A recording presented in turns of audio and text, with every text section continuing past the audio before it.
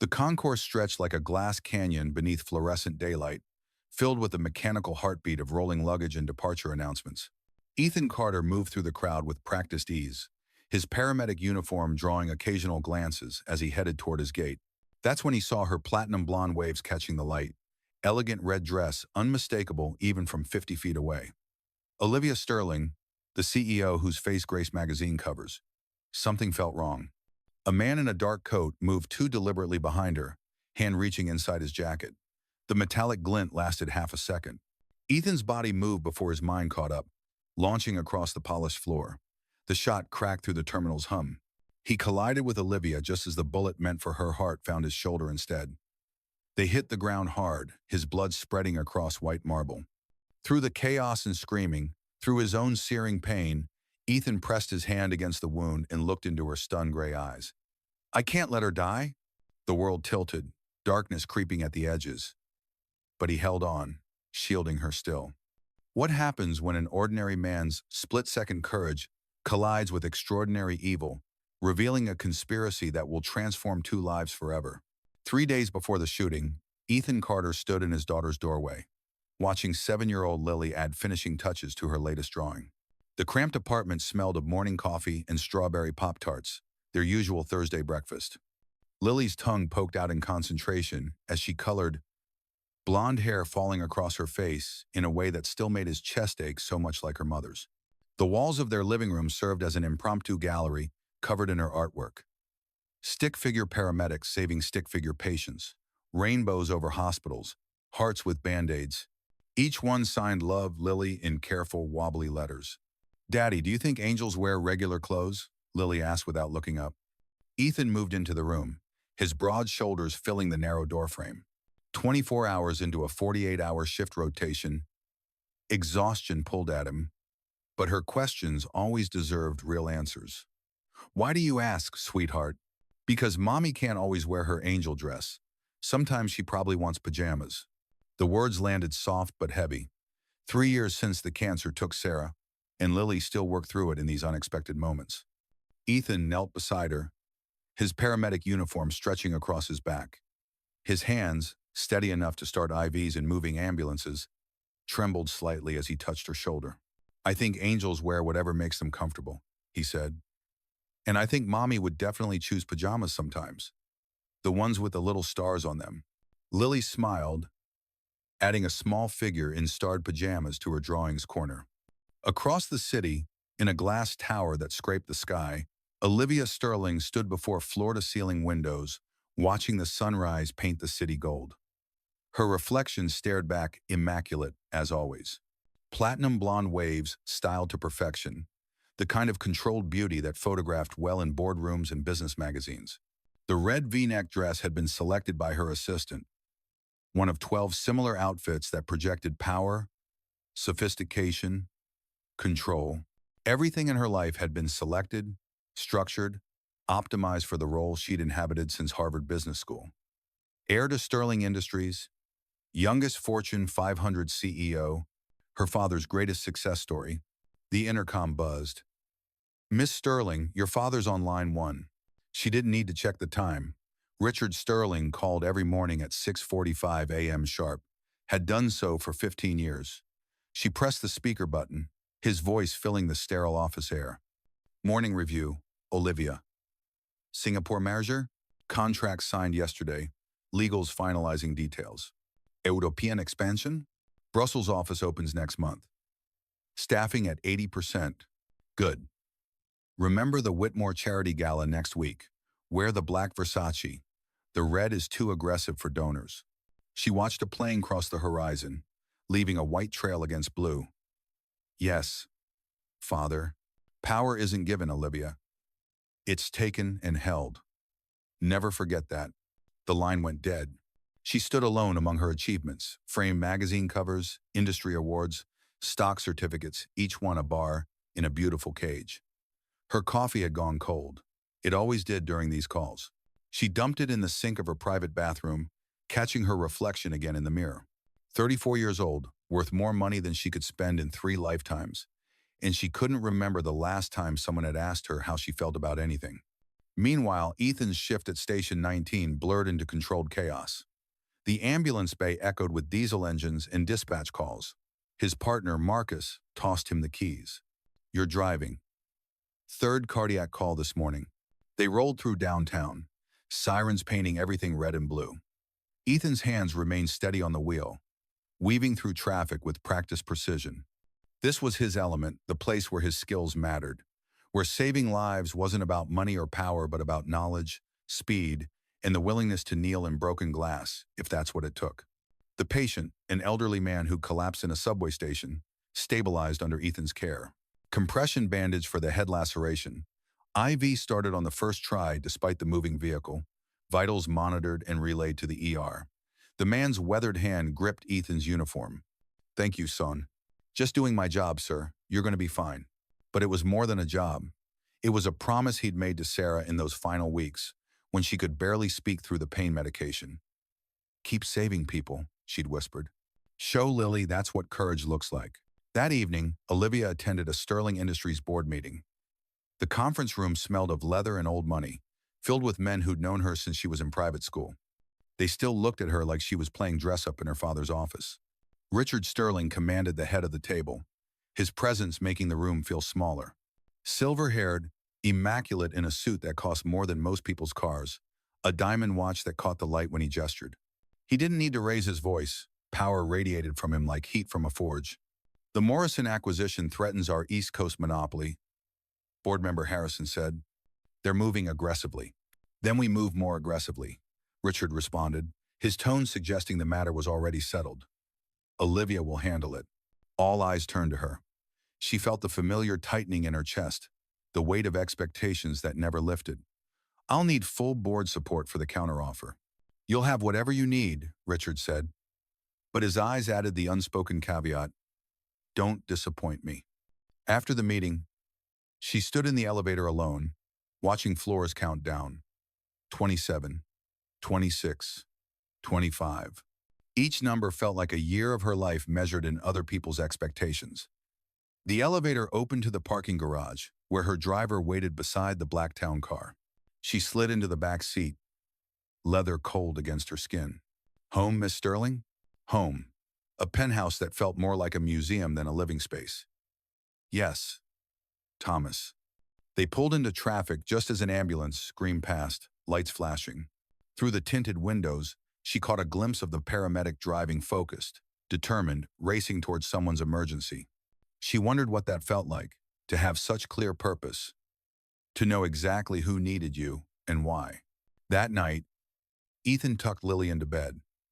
Her room, a soft chaos of stuffed animals, and glow-in-the-dark stars. She held Mr. A.S.S. Buttons, a well-loved rabbit missing one eye, close to her chest. "Daddy, tell me about the people you saved today." He sat on the edge of her bed, the mattress creaking under his weight. "Well, there was Mr. Chen, who had heart troubles. We helped his heart remember how to beat properly. How do you teach a heart? With medicine and machines, but mostly by being calm and knowing what to do." She yawned, eyes fighting sleep. "You're like a heart teacher." "Something like that, baby." "I love you, Daddy." "Love you too, lily pad. More than all the stars." He watched her drift off, Mr. Buttons clutched tight, her breath evening out into sleep's rhythm. The apartment was quiet except for the radiator's occasional clang and the distant sound of sirens always. Sirens in the city, always someone needing help. The airport concourse had been rebuilt twice in the last decade, each renovation adding more glass, more light, more shops, selling things people didn't need at prices they couldn't afford. Ethan moved through the Friday morning crowd, duffel bag over his shoulder, heading to pick up Lily from her grandmother's in Boston. He'd traded 3 shifts to get 4 days off their first real vacation in 2 years, even if it was just visiting family. That's when the universe shifted. Olivia Sterling emerged from the first-class lounge, her presence creating a subtle ripple in the crowd's flow. The red dress was unmistakable, the kind of red that cameras loved, that made statements in boardrooms. She moved with practiced elegance, assistant trailing behind with 2 phones and an iPad, security maintaining a discreet perimeter. But Ethan's trained eyes caught what others missed: the man in the dark coat who'd been sitting at the gate standing too quickly, moving at an angle that would intercept her path. Wrong shoes for travel, hands empty of luggage, right hand disappearing inside his jacket. Time fractured into milliseconds. The metallic glint of a suppressed pistol, the slight adjustment of aim, the crowd oblivious. Ethan's body launched into motion, his duffel bag abandoned, feet pounding across polished marble. No time to shout warning. The distance collapsed, 30 feet, 20, 10. The shooter's finger tensing on the trigger. The collision sent Olivia sprawling, Ethan's bulk shielding her as the bullet meant for her heart punched through his shoulder instead. The suppressor muffled the shot, but not the screams that followed as they crashed to the ground. Blood spread across white marble, stark and immediate. Through the searing pain, through the chaos erupting around them, Ethan pressed his hand against the wound, his medical training operating on autopilot. Direct pressure, elevate if possible, watch for shock. But his focus stayed on the woman beneath him, her gray eyes wide with shock and terror. Stay down, he managed through gritted teeth. There might be more. Security swarmed, the shooter already vanishing into the panicking crowd. Ethan's vision swam, darkness creeping at the edges, but he held position, using his body as a shield until he was certain the immediate threat had passed. "You're bleeding," Olivia said, her voice barely a whisper. "Oh God, you're bleeding. I can't let her die." The words tore from him, primal and absolute, before the darkness finally won. The hospital ceiling came into focus slowly, followed by the steady beep of monitors and the antiseptic smell that meant he was on the other side of care. His shoulder throbbed, wrapped in professional bandages that told him the surgery had gone well. Memories reassembled. The airport, the shooter, the woman in red. "Daddy." Lily burst through the door ahead of his mother, launching herself at the bed before remembering to be careful. Her small hands fluttered over him, afraid to touch, afraid to hurt. "Hey, lily pad," he said, voice rough. "I'm okay. Grandma said you were a hero. She said you saved someone important." Before he could respond, the door opened again. Olivia Sterling entered, and the room's atmosphere shifted. Even in simple clothes, jeans, and a white blouse, she carried an aura of contained power. But something had changed. The controlled perfection had cracked, revealing something raw underneath. "I'm sorry," she said to his mother. "I didn't mean to intrude. I just needed to." She stopped, seeming to run out of words. Lily studied her with 7-year-old directness. "You're the lady from television, the one with the tall buildings." "Lily," Ethan's mother warned gently. "It's all right," Olivia said, focusing on Lily with genuine interest. "You must be the artist. The nurses told me about your drawings." Lily beamed. "I draw Daddy saving people." "Did he save you?" "Yes," Olivia said quietly. "He did." She moved closer to the bed, and Ethan saw the shadows under her eyes, the slight tremor in her hands. "The doctors said the bullet missed the subclavian artery by 2 millimeters. If you hadn't," she stopped again, composing herself. "I owe you my life." "You don't owe me anything," Ethan said. "Wrong place, right time. That's all." "That's not all." She pulled a chair close to the bed, an oddly intimate gesture. "The FBI thinks this wasn't random. Someone wanted me dead." His mother gathered Lily protectively. "We should go. Let you talk." After they left, Olivia remained seated, her perfect posture finally sagging. "I've made enemies. Corporate acquisition, hostile takeovers. I never thought." She looked at his bandaged shoulder. "You have a daughter. You could have died. And you don't even know me." "I know enough," Ethan said. "I know you're someone's daughter too. That somewhere, someone would have gotten a call that changed their life forever. I couldn't let that happen." She stared at him, something shifting in her expression. "No one's ever," she stood abruptly. "I should let you rest. But Mr. Carter, Ethan, this isn't over. The FBI thinks whoever tried will try again." Over the next days, the hospital became a strange battlefield. Security appeared in the hallways. FBI agents interviewed everyone who'd been in the airport. Ethan learned things from overheard conversations. Sterling Industries was in the middle of a merger that would reshape the tech industry. Fortunes hung in the balance, and Olivia Sterling stood at the center of it all. She visited daily, always brief, always formal. But something grew in those short exchanges. She brought Lily art supplies, expensive ones that made his daughter gasp with delight. She spoke to his mother about insurance, ensuring everything would be covered beyond what his department provided. She was fixing things the way powerful people did, with phone calls and connections. But sometimes, when she thought no one was looking, he caught her staring at Lily's drawings on the wall, at the simple stick figures holding hands, at the hearts with band-aids, at the careful love, Lily signatures. Her fingers would trace the edges of the papers, her expression soft and wondering. "You're lucky," she said one evening, when Lily had fallen asleep in the visitor's chair, curled up with Mr. Buttons. "I know," Ethan replied. "I mean it. This," she gestured at Lily, "at the drawings, at the humble evidence of a life lived in love, this is real. What you have is real, too." She laughed, but it was bitter. "What I have is a glass tower and a target on my back." On the fourth day, everything escalated. Ethan was cleared for discharge, his arm in a sling but mobile. As he signed papers at the nurse's station, commotion erupted down the hall.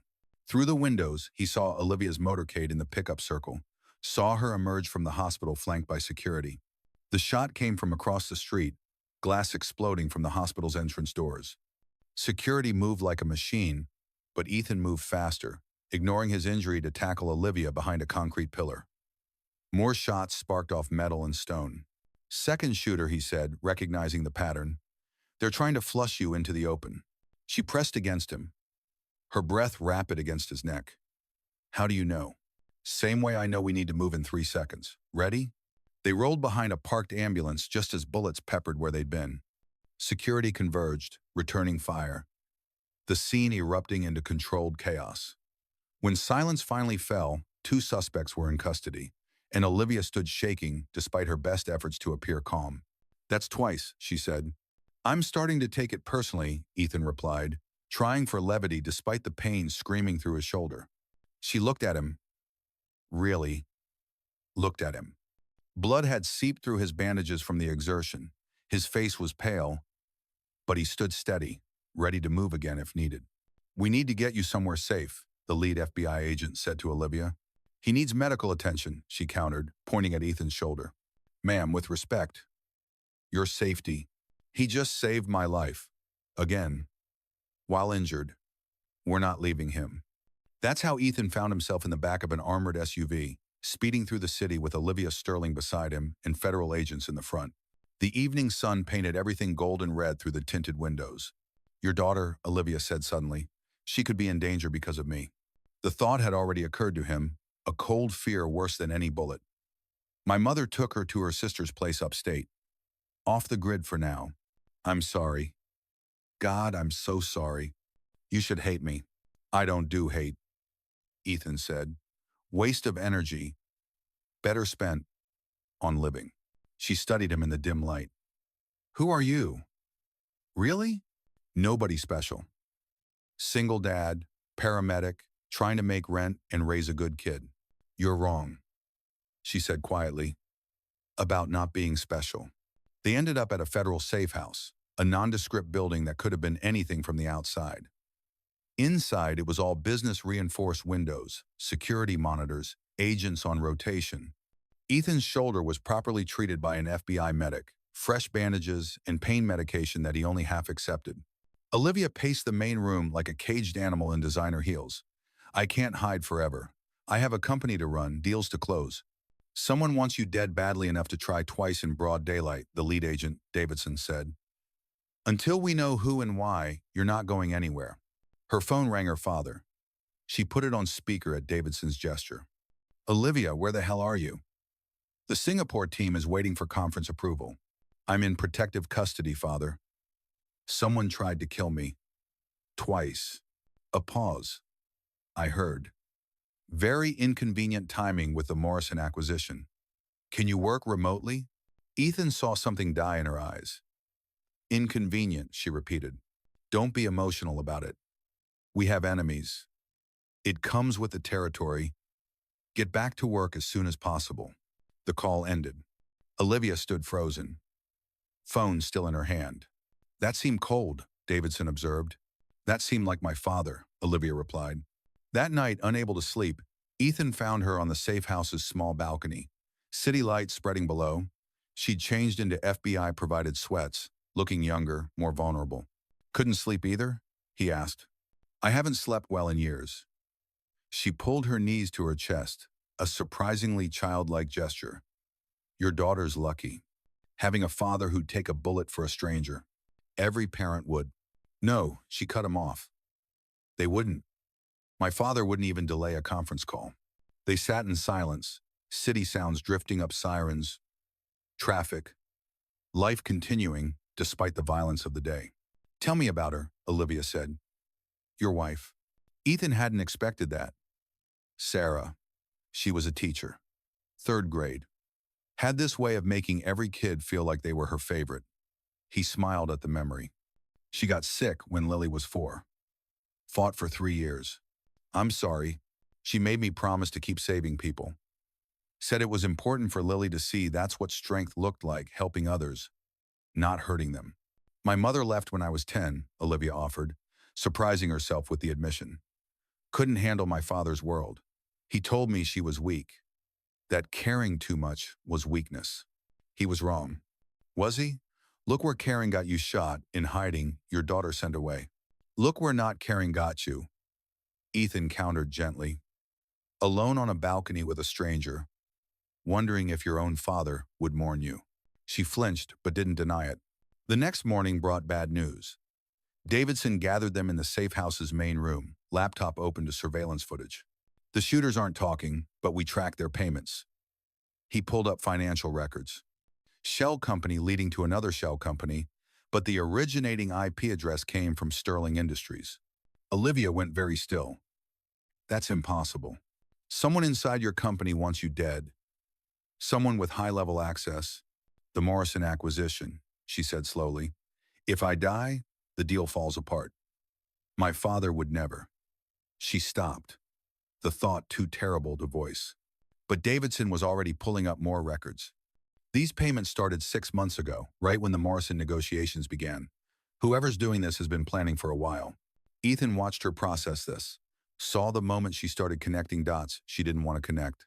I need to see more evidence, she said, voice hollow. Ma'am, I don't think. I need to know if my father is trying to kill me. The words hung in the air like a confession. Davidson nodded slowly, pulling up more files. Phone records, emails, a digital trail that painted an increasingly damning picture.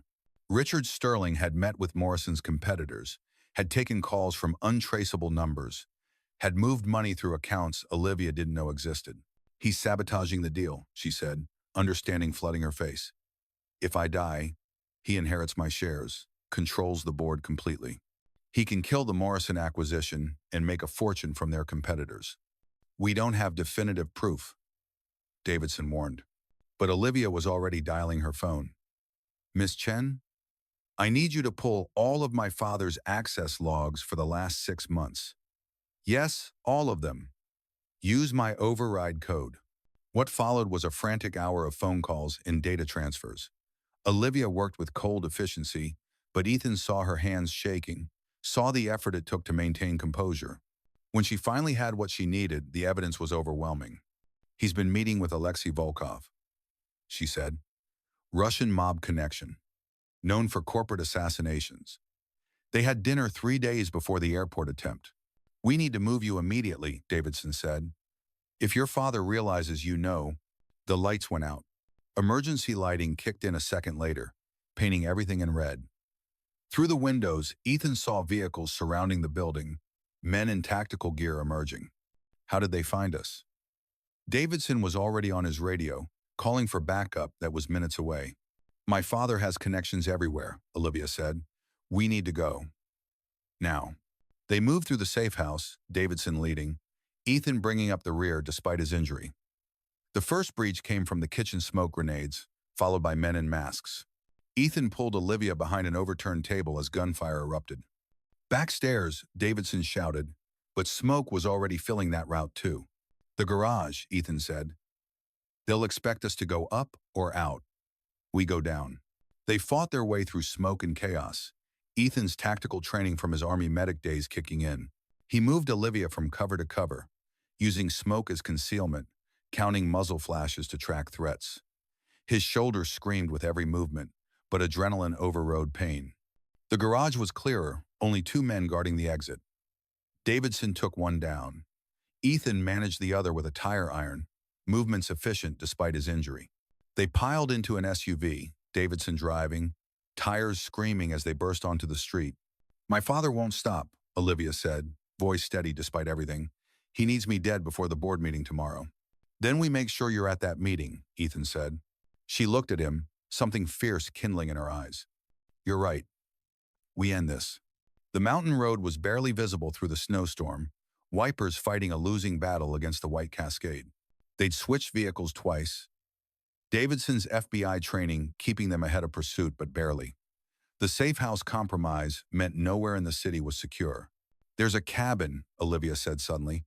"My mother's family owned it. It's not in any corporate records. Father never knew about it."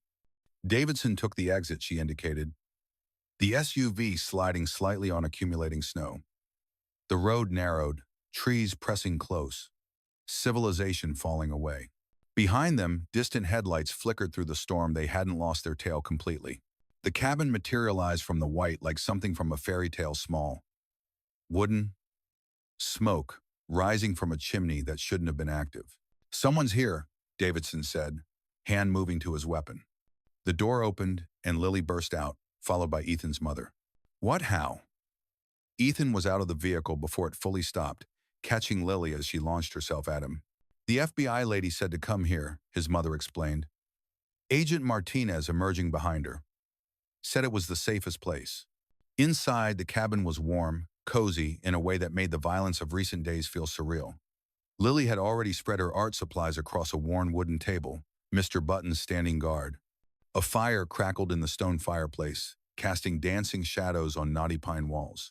"You're hurt worse," Lily observed, studying Ethan's shoulder with serious eyes. "Just a little.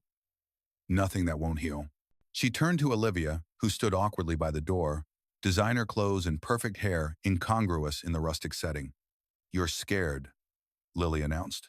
"Lily, that's not polite," Ethan's mother started.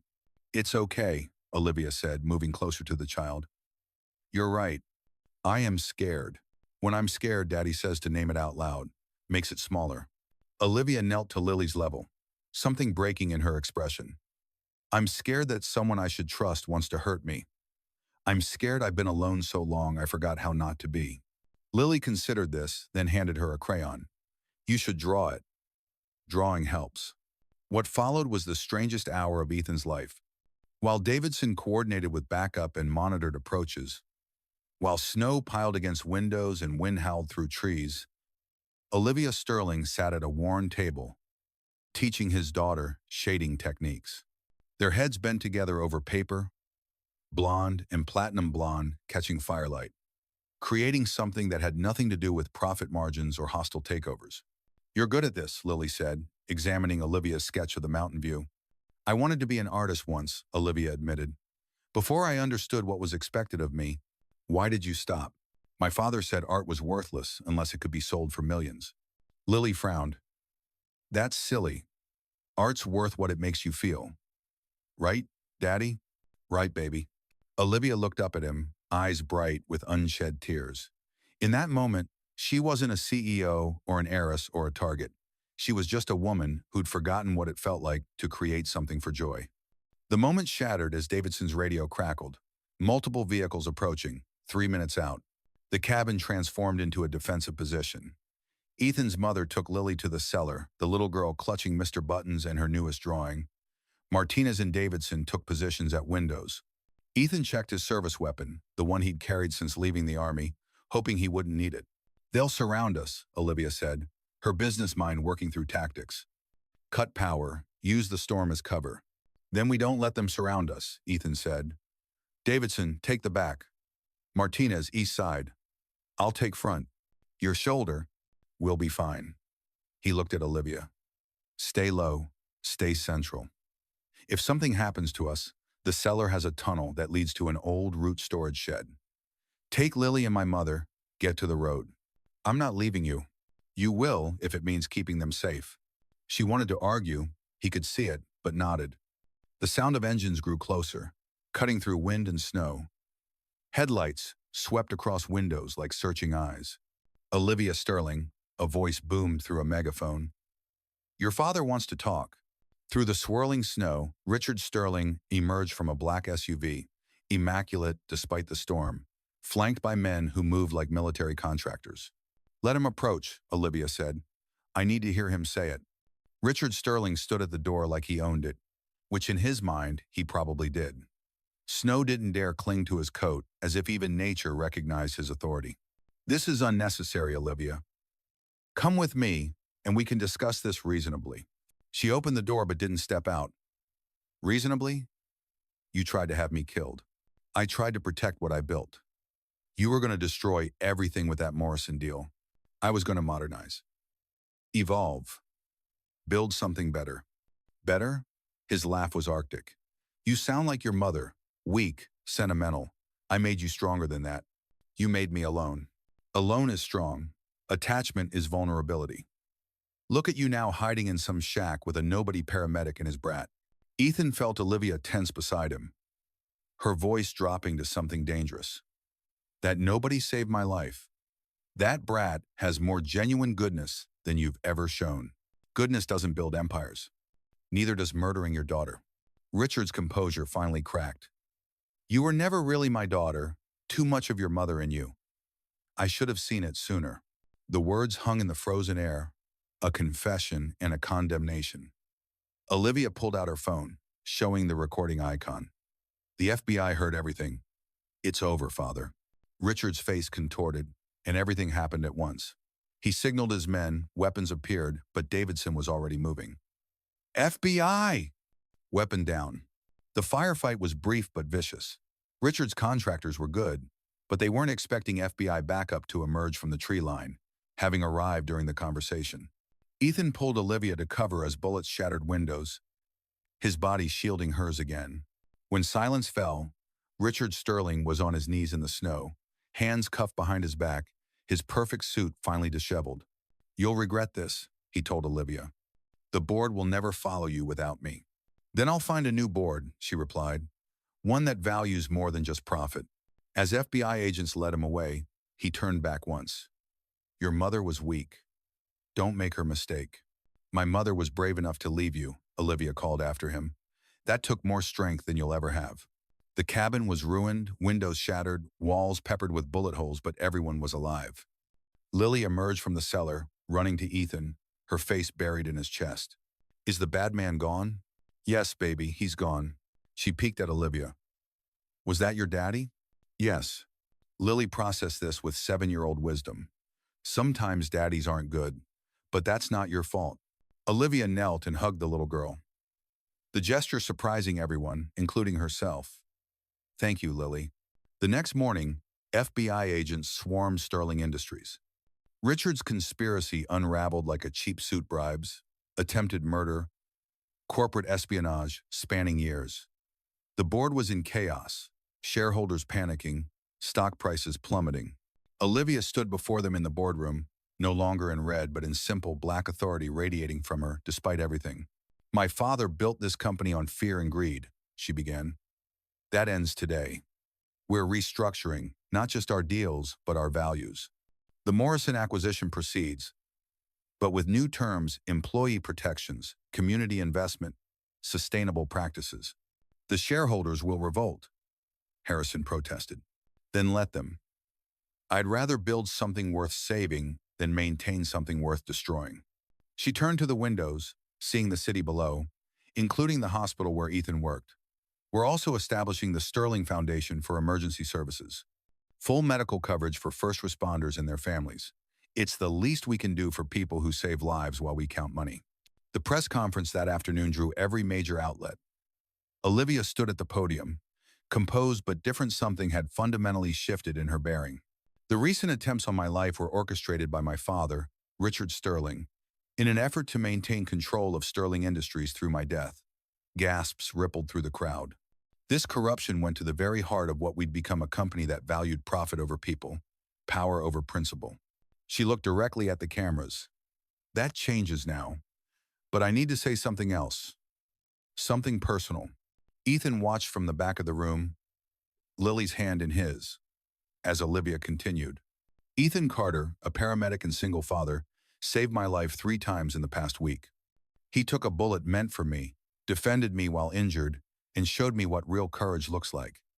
He didn't just save my life, he showed me what it means to truly live. The room erupted in questions, but Olivia was already walking away from the podium, moving through the crowd toward Ethan and Lily. "Hi," she said when she reached them, suddenly uncertain. "Hi," Ethan replied. "I meant it. Every word." "I know." Lily tugged on Olivia's jacket. "Are you going to be our friend now?" Olivia looked at Ethan, a question in her eyes. He nodded, a small smile playing at his lips. "I'd like that very much," she told Lily. Spring came slowly to the city, melting snow revealing green beneath. The Sterling Foundation's First Responder Gala was held on the first warm evening, the ballroom filled with paramedics, firefighters, police officers, people who usually only made the news when something went wrong.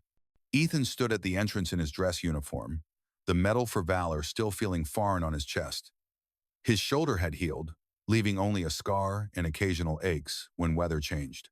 Lily held his hand, wearing her fanciest dress, the one with butterflies that Olivia had sent. "There are so many people, Daddy. They're all heroes, just like you said I was. You're still my favorite hero." The ballroom was transformed, not with the cold elegance of corporate events, but with warmth.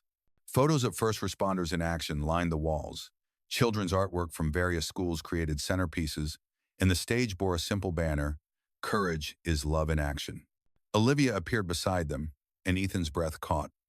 She wore blue tonight, softer than her old power reds, her platinum hair falling in gentle waves.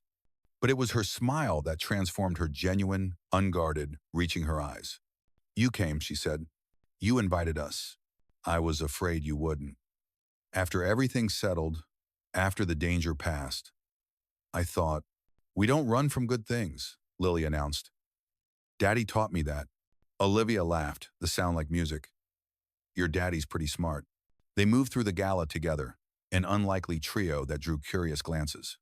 Olivia introduced them to everyone, her hand occasionally brushing Ethan's arm, each touch sending electricity through him. She spoke passionately about the Foundation's mission, about valuing those who serve, about building a company that enriched communities, not just portfolios. "You're different," Ethan observed during a quiet moment on the balcony, city lights twinkling below. "I'm trying to be. It's harder than I expected, breaking lifetime patterns. The board still fights me on everything. Half the shareholders want me out, but I wake up feeling purposeful instead of just powerful. That's worth any fight." They stood close, awareness humming between them. Inside, Lily was showing her drawings to a group of firefighters who listened with serious attention. "She's extraordinary," Olivia said, watching the little girl. "She likes you." "I like her too. Both of you." The admission hung between them, fragile and important. "Olivia, I know we're from different worlds.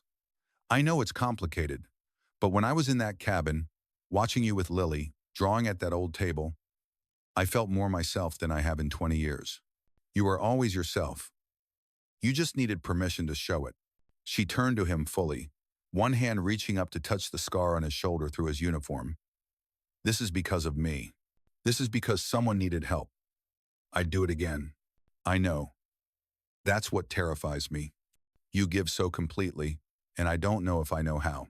You're learning. The foundation, the changes at Sterling Industries.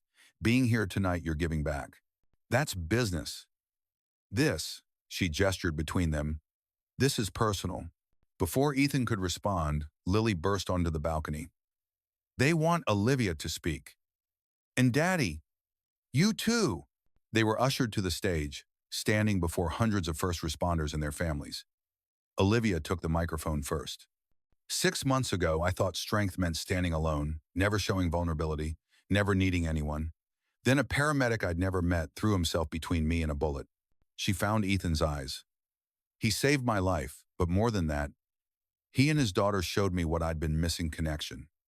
Purpose beyond profit. The courage to care even when it costs." She turned to the crowd. "Each of you embodies that courage daily. You run toward danger while others run away.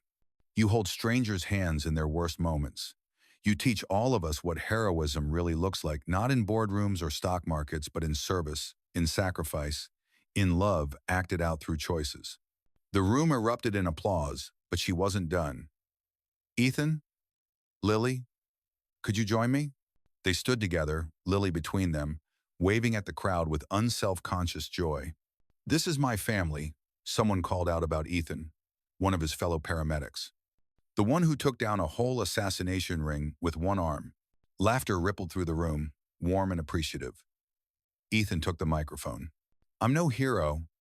I'm just a dad who became a paramedic because my late wife believed in saving people. Every person in this room has saved someone, sacrificed something, chosen service over safety. He looked at Olivia. Miss Sterling didn't just survive attempts on her life. She chose to transform her entire company to serve others. She's showing us that real power isn't about taking but giving. Lily grabbed the microphone with both hands. My daddy saves people, and Olivia makes sure people like daddy can keep saving people, and that makes everyone heroes, and I think we should have cake now. The room exploded in delighted laughter and applause. As they left the stage, Olivia's hand found Ethan's, their fingers interlacing naturally. Cake's not a bad idea, she said. Lily's full of good ideas. Must get it from her father. The gala continued around them, but they existed in their own bubble of possibility.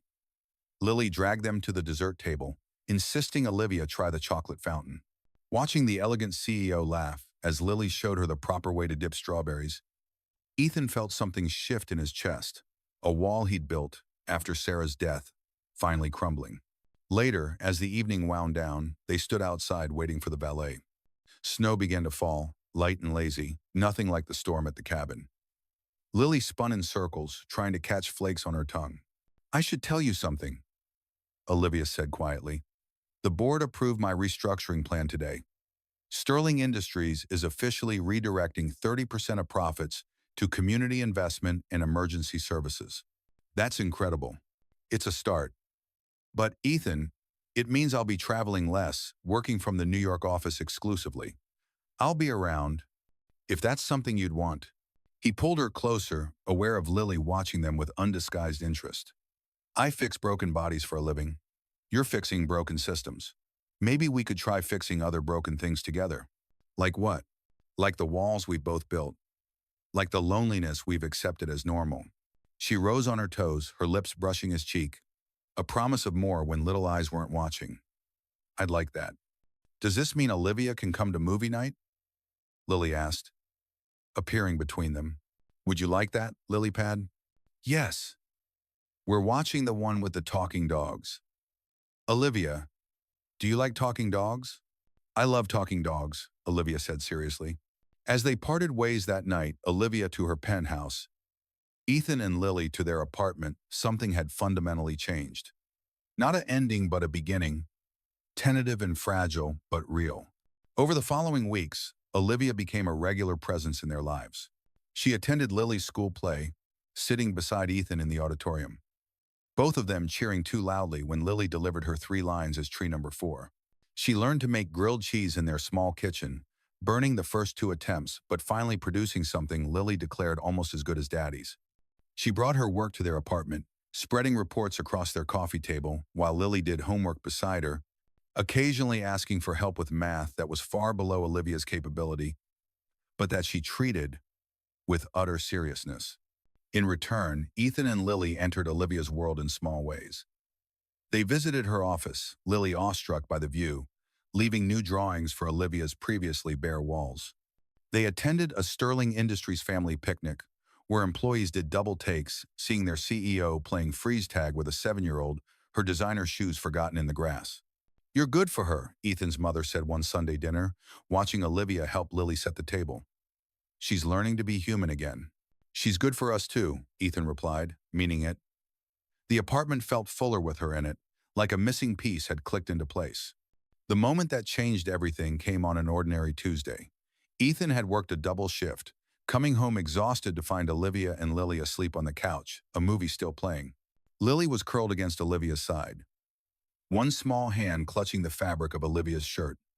Olivia's arm wrapped protectively around the child, her face peaceful in sleep.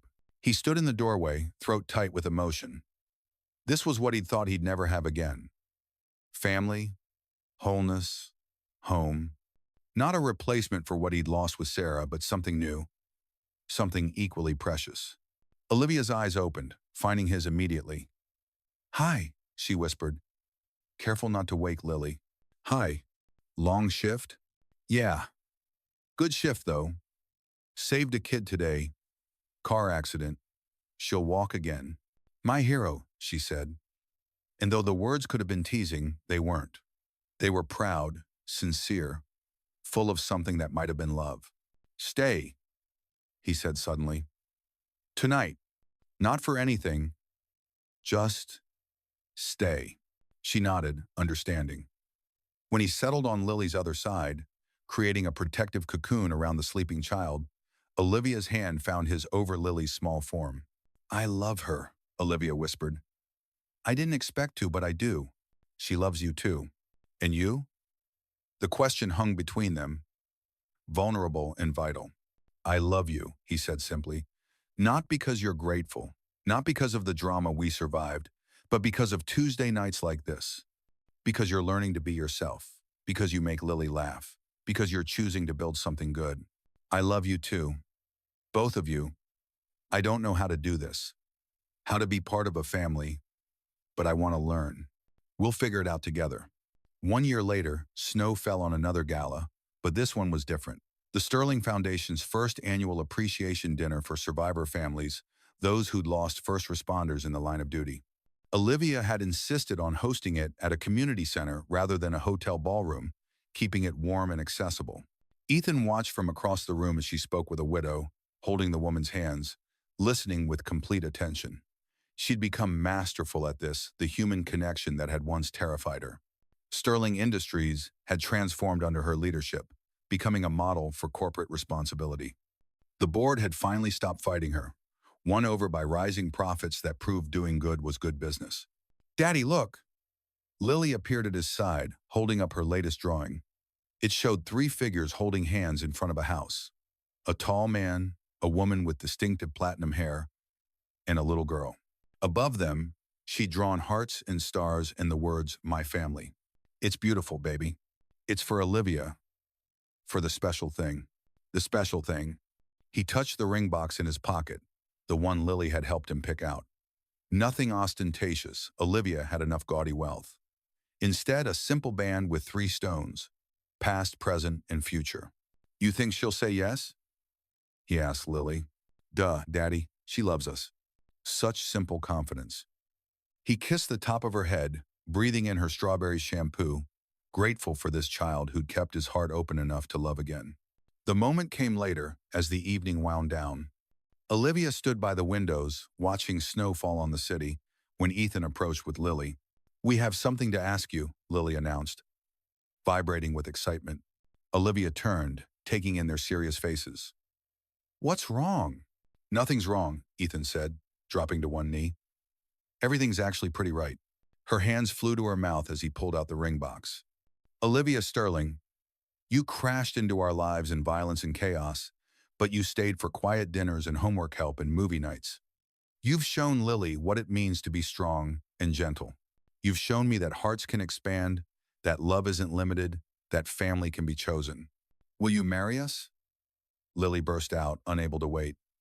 "I mean, marry Daddy, but you get me too." Through tears, Olivia dropped to her knees, pulling them both into her arms. "Yes, yes, to both of you. Yes, to everything." As she kissed Ethan, Lily squirmed between them, yelling, "We're getting married," to anyone who'd listen.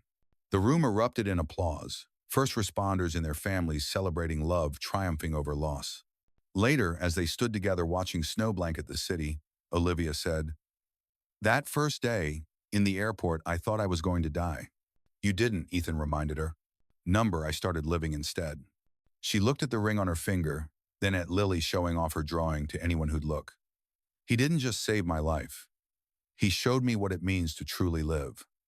"I meant that, you know. Every word." "I want more children," she said suddenly. "Siblings for Lily. Is that okay?" Ethan pulled her closer, imagining their small apartment expanded into something bigger.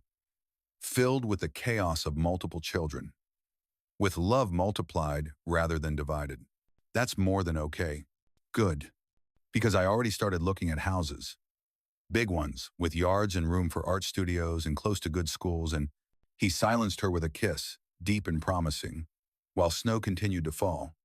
Somewhere in the city, sirens wailed someone else's emergency, someone else's crisis. But here, in this moment, surrounded by those who served and those who loved them, there was only peace. Lily tugged on their joined hands. Can we go home now? All of us? Yes, Olivia said, scooping the little girl up despite her size. Let's go home. As they left together, Ethan caught their reflection in the glass doors: a paramedic, a CEO, and a little girl. None of them perfect, all of them choosing each other. It wasn't the family he'd planned. Wasn't the life Olivia had expected. Wasn't the story anyone would have written. It was better. It was real. It was theirs. The snow continued to fall, blanketing the city in white, covering the scars and smoothing the rough edges. Tomorrow would bring new challenges, board meetings and emergency calls, homework and corporate politics.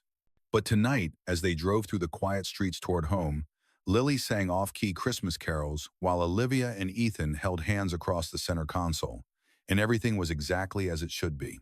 Love hadn't just saved their lives. It had given them new ones, richer and fuller than anything they dared imagine when a bullet meant for one heart had pierced another, starting a chain of events that proved sometimes the best things come from the worst moments, and sometimes saving a stranger means saving yourself. In the end, courage wasn't about taking bullets or facing down killers or standing up to powerful fathers. Courage was choosing to love after loss, choosing to trust after betrayal, choosing to build something beautiful from broken pieces. It was a paramedic's steady hands and a CEO's transformed heart and a little girl's unwavering belief that people were meant to be together, that families were made not just from blood but from choice, from commitment, from the daily decision to show up for each other. And in a city of millions, in a world that often seemed cruel and random, three people had found each other through violence and emerged through tenderness, proving that love really could conquer fear, that underdogs could win, that sometimes the most extraordinary thing you could do was simply refuse to let someone face their demons alone. As they pulled into their apartment building's garage, Ethan looked at his two girls, one by birth, one by choice, and knew that every scar was worth it, every risk justified, every moment of doubt conquered by this. The sight of Olivia Sterling helping Lily out of the car, both of them laughing at something only they understood, both of them turning to wait for him, hands extended, hearts open, ready to walk forward together into whatever came next. He took their hands, and together they went home. Sometimes heroes wear capes. Sometimes they wear badges or uniforms. But sometimes they wear their hearts on their sleeves, vulnerable and visible, choosing love over fear every single day.